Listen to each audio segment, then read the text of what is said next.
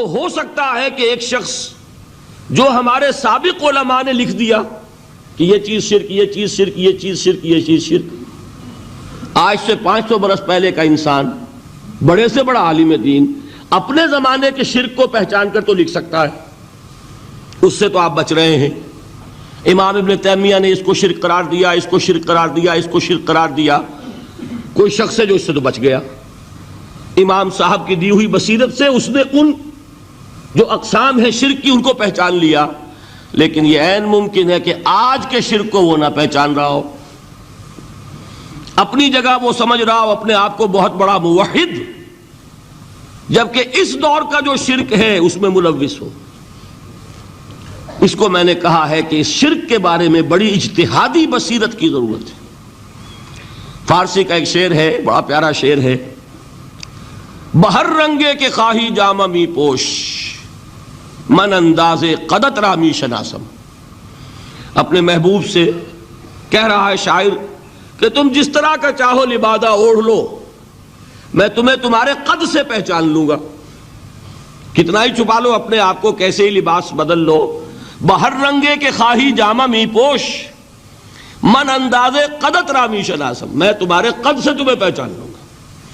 یہ اگر بصیرت نہ ہو کہ شرک کو اس کے قد سے پہچان سکیں آپ، اس کے لیے ضرورت ہے اصولوں کی۔ دیکھیے جس طرح الجبرا کے اصول ہوتے ہیں، فارمولہ ہے، فارمولہ ہاتھ میں آ گیا، مسئلے حل کرتے چلے جا رہے ہیں، آپ اپلائی کرنے کی دیر ہے فارمولے کی۔ اگر آپ نے صرف گنتی کر کے کسی زمانے کے شرک وہ تو سمجھ لیے، لیکن وہ بصیرت باطنی حاصل نہیں ہوئی، اجتہادی بصیرت، وہ اصول ہاتھ میں نہیں آئے کہ جس سے آپ پہچان سکیں، تو ہو سکتا ہے کہ اس دور کے شرک کو آپ نہ پہچان سکیں۔ اس کے لیے ضرورت ہے کہ اصل اصول ہاتھ میں آ جائیں تاکہ ان اصولوں کو اپلائی کریں۔ ایک بات مجھ سے اور سن لیجئے، میرا اپنا یہ تاثر ہے، ہمارے دین میں خیر، بھلائی، نیکی، چاہے وہ نظریے کی ہو، علم کی ہو، عقیدے کی ہو، عمل کی ہو، اخلاق کی ہو، وہ سب کیا ہے؟ وہ توحید ہی کے شجرہ طیبہ کی شاخیں ہیں۔ اور شر، برائی، گمراہی، خیالات کی ہو، نظریات کی ہو، علم کی ہو، عقیدے کی ہو، عمل کی ہو، اخلاق کی ہو، سب کے ڈانڈے شرک کے شجرہ خبیثہ سے ملتے ہیں۔ اس شجرہ خبیثہ کے برگوبار ہے جو بھی برائی ہے، عمل کی یا علم کی، اور اس شجرہ طیبہ کے برگوبار ہے جو بھی خوبی ہے، عمل کی یا عقیدے کی۔ یہ میرا تاثر ہے، اور جب تک اس انداز میں وہ آپ کو اندرونی رشتے ظاہر نہیں ہوں گے، آپ پر منکشف نہیں ہوں گے، وہ اجتہادی بصیرت جو ہے پیدا نہیں ہو سکے گی۔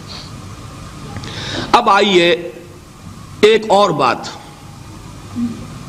دیکھیے، شرک میں اور الحاد میں کیا فرق ہے، یہ بھی ہم نہیں سمجھتے۔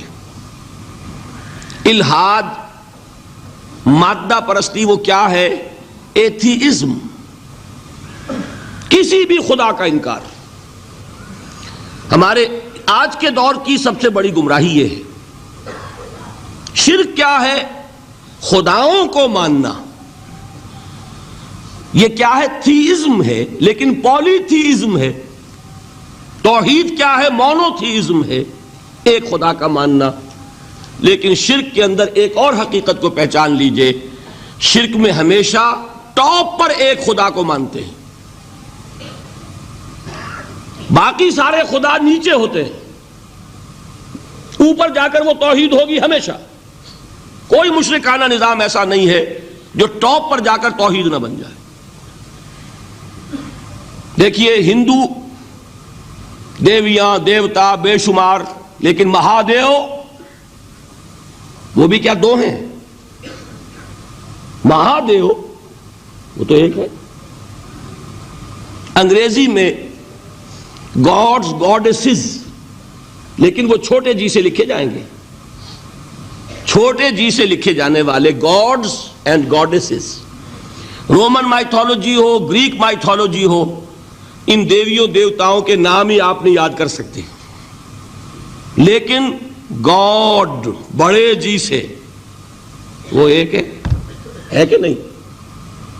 ٹاپ پر جو ہے وہ ایک ہے، اس کو وہ بھی مانتے ہیں کہ اومنی پوٹنٹ، اومنیشنٹ، اومنی پریزنٹ، علی کل شیء قدیر، بکل شیء علیم، ہر جگہ موجود، وہ تو ایک ہی ہے، وہ تو کیپٹل جی سے لکھا جائے گا۔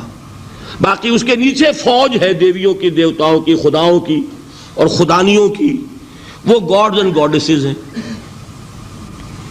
عرب میں کیا تھا؟ میں نے پہلے آپ کو وہ دو مثالیں دے دی ہیں، تیسری اور ایران کی لے لیجئے،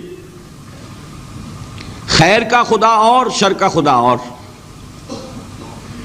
ایک یزداں ایک اہرمن، ٹھیک، سنویت ہو گئی نا، دو خداؤں کو مانا، لیکن وہی ہیں جو خدائے خدائے گاں، خداؤں کا خدا، اس کو ایک ہی مانتے ہیں۔ یہی معاملہ عرب میں تھا، اللہ وہ ایک ہی تھا ان کے ہاں۔ قرآن میں آتا ہے ان سے پوچھئے وَلَئِن سَأَلْتَهُم مَّنْ خَلَقَ السَّمَاوَاتِ وَالْأَرْضَ لَيَقُولُنَّ اللَّهُ، جب ان سے کہا جاتا ہے کہ کس نے پیدا کیا آسمان اور زمین کو، یہ فوراً کہیں گے اللہ نے۔ فَأَنَّىٰ يُؤْفَكُونَ، تو یہ ماننے کے بعد کدھر جا رہے ہیں؟ وہ کیا کہتے تھے کہ وہ بڑا اللہ تو ایک ہی ہے، لیکن چھوٹے آلہہ ہیں۔ آلہہ اور اللہ میں وہی فرق ہے جو کیپٹل جی کا گاڈ اور چھوٹے جی سے گاڈز اینڈ گاڈیسز، وہی فرق ہے کہ جو مہادیو اور دیویوں اور دیوتاؤں میں ہے، وہی وہاں تھا۔ اللہ وہ ایک اور سپریم، سب سے بالا تر، اس سے اوپر کوئی نہیں، تخلیق میں اس کا کوئی ساجی نہیں، لیکن اس نے کچھ آلہہ ہیں جنہیں کچھ اختیارات تقسیم کیے ہوئے ہیں، کچھ اس کے لاڈلی ہستیاں ہیں جو سفارش کر سکتی ہیں۔ بس یہ شرک تھا مشرکین مکہ کا، بات سمجھ رہے ہیں؟ اس کا جائزہ لیں گے تو آپ کو، اور جو آج شرک کی اقسام میں بیان کروں گا اس کو ہاتھ میں لیں گے تو کسی موحد کا تلاش کرنا مشکل ہو جائے گا۔ ڈھونڈ اب ان کو چراغ رخ زیبا لے کر، آج جن کا نام مسلمان ہے ان کی اکثریت کسی نہ کسی نوع کے شرک میں مبتلا ہے۔ اب آئیے اقسام شرک۔ اقسام شرک میں بھی وہی کیفیت ہے جو نفاق کے بارے میں نے عرض کی تھی کہ ایک تقسیم یہ ہے جو علماء نے کی ہے، ایک ہے عقیدے کا نفاق، ایک ہے عمل کا نفاق، اسی طرح ایک ہے عقیدے کا شرک، ایک ہے عمل کا شرک۔ عقیدے میں نہیں ہے، عمل میں ہے۔ ایک تقسیم آپ نے سنی ہوگی شرک جلی، شرک خفی، ایک ہے ننگا شرک، کھلم کھلا شرک، ایک ہے چھپا ہوا شرک جو نظر نہیں آتا۔ لیکن ایک مغالطہ اپنے دل سے نکال دیجئے، بعض لوگ شرک خفی کو شرک نہیں سمجھتے، یہ بہت بڑی غلطی ہے۔ اگر وہ شرک نہ ہوتا تو حضور اسے شرک نہ کہتے، کوئی اور لفظ، عربی زبان کا دامن جو ہے محدود نہیں ہے، پھر اس کے لیے کوئی اور لفظ اختیار فرمایا جاتا ہے وہ شرک۔ لیکن ایک شرک ہے جلی جو نمایاں ہے، نظر آ رہا، ایک ہے شرک خفی جو نظر نہیں آ رہا، اور وہ کتنا خفی ہو سکتا ہے اس کی ایک مثال دی حضور نے۔ شرک خفی اتنا خفی ہو سکتا ہے، ذرا مبالغہ دیکھیے جو حضور نے بات کو سمجھانے کے لیے مثال میں جو مبالغہ اختیار فرمایا۔ ایک سیاہ اندھیری رات میں ایک سیاہ پتھر پر ایک سیاہ چیونٹی کو رینگتے ہوئے دیکھنا جتنا مشکل ہے، اتنا ہی شرک خفی کا پہچاننا مشکل ہے۔ بتائیے، آپ نے فرمایا انا افصح العرب، میں عرب کا فصیح ترین انسان ہوں، اس سے آگے کوئی مثال دی جا سکتی ہے؟ اندھیری رات، تاریک رات، پتھر سیاہ، چیونٹی سیاہ، کون دیکھ سکتا؟ جتنا اس کو دیکھنا ناممکن ہے اتنا ہی شرک خفی کا پہچاننا مشکل ہے۔ گویا کہ اس سے تو اللہ ہی بچائے گا تو انسان بچے گا۔ ایک آخری بات تمہیداً اور عرض کر دوں، پھر میں چلوں گا اقسام پر۔ میری جو باتیں آپ کے سامنے آئی اس سے ایک منطقی نتیجہ نکلتا ہے، کوئی شخص اگر حقیقتاً شرک سے بچ جائے، واقعتاً شرک سے بچ جائے، ہر قسم سے بچ جائے، اس سے بھی اوپر کوئی انسان ہوگا؟ گویا کہ یہ آخری منزل ہے، یا یوں کہیے کہ جس شخص کے بارے میں اللہ تعالیٰ یہ مان لے کہ میرا یہ بندہ شرک سے بری ہے، اس سے بڑی سند کوئی ہے؟ دی ہائیسٹ ٹیسٹیمونیل، سب سے بڑی سند، سب سے بڑی تعریف جو بندے کی ہو سکتی ہے وہ کیا ہے؟ یہ مشرک نہیں۔ یہی وجہ ہے، دیکھیے آپ قرآن مجید میں حضرت ابراہیم کے ذکر میں دیکھیں گے، ابراہیم کا مقام کیا ہے؟ خلیل اللہ، ابو الانبیاء، امام الناس، تین نسبتیں ہیں، تینوں بڑی عظیم۔ اللہ کے ساتھ نسبت کیا ہے؟ خلیل، واتخذ اللہ ابراہیم خلیلا۔ ابو الانبیاء، کتنے نبی ہیں ان کی نسل میں؟ اسحاق اور اسماعیل سے چلیے، پھر یعقوب اور یوسف، اور پھر چلیے موسیٰ اور ہارون، اور پھر چلیے سارے انبیاء بنی اسرائیل کے، حضرت عیسیٰ، پھر یہاں تک کہ محمد الرسول اللہ کس کی اولاد ہیں؟ ابراہیم کی، ابو الانبیاء۔ اور نمبر 3، انی جاعلک للناس اماما، امام الناس۔ اور قرآن میں جو سب سے بڑی سند انہیں دی جاتی ہے وہ کیا؟ وما کان من المشرکین۔ وہ ابراہیم مشرکین میں سے نہیں تھے۔ معلوم ہوا کہ یہ سب سے بڑی سند ہے، سب سے بڑا سرٹیفکیٹ ہے، سب سے بڑا ٹیسٹیمونیل ہے جو اللہ کی طرف سے کسی کو مل جائے۔ میں جو اقسام شرک بیان کرنا چاہتا ہوں تو میری تقسیم ذرا مختلف ہے۔ اب وہ ذرا اپنے ذہن میں وہ نقشہ بنا لیجئے، آپ بنایا کرتے ہیں ایک، اس کو پھر 3 میں تقسیم کیجئے۔ شرک کی 3 بڑی بڑی قسمیں ہیں۔ شرک فی الذات نمبر 1، شرک فی الصفات نمبر 2، شرک فی الحقوق نمبر 3۔ اور یہ میں عرض کر دوں آپ سے پہلے ہی، یہ مضمون بہت طویل ہے، میں آج صرف یہ کروں گا کہ خاکہ مکمل کر دوں۔ اب اس خاکے میں رنگ بھرنا، وہ تو ایک موضوع پر شرک فی الذات پر پوری تقریر ہونی چاہیے، شرک فی الصفات پر ہونی چاہیے۔